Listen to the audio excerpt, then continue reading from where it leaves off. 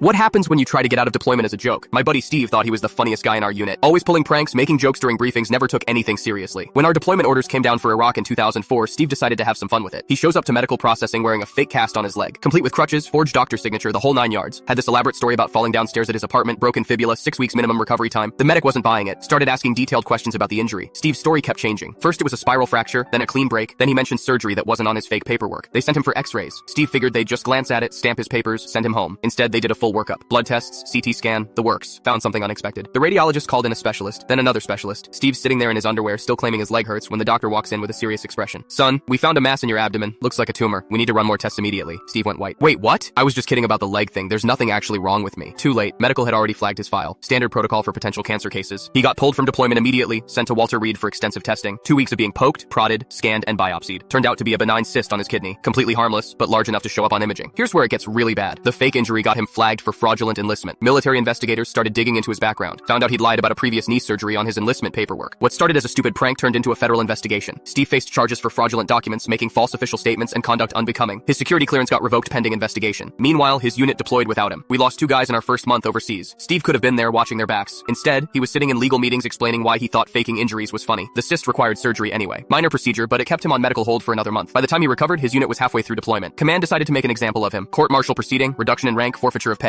the works. His joke cost him 3 stripes and $15,000. But the real punishment was the guilt. Jake Morrison died in a roadside bomb attack. Steve's best friend since basic training. If Steve had been there instead of playing games, maybe he could have spotted the IED first. Steve never got over it. Finished his enlistment as a private, doing kitchen duty and picking up trash. No one trusted him anymore. How do you rely on someone who fakes injuries for laughs? The kidney cyst probably saved his life, ironically. If he'd deployed with us, he might have been in that Humvee with Jake. But knowing that didn't make him feel any better. After discharge, Steve tried to join the police force. Background check revealed his military record. No law enforcement agency would touch him. Same story with security jobs, government contractors, anything requiring trust. Last I heard, he was working construction, still trying to make amends for that stupid decision. Volunteers with veteran groups trying to give back somehow. But you can't undo betraying your brothers when they needed you most. The guys who came back from that deployment never forgave him. 20 years later, we still don't invite him to unit reunions. Some jokes aren't funny. Some pranks have consequences that last forever. His fake injury exposed a real medical condition and probably saved his life. But it also revealed his true character when things got serious. And in the military, character is everything.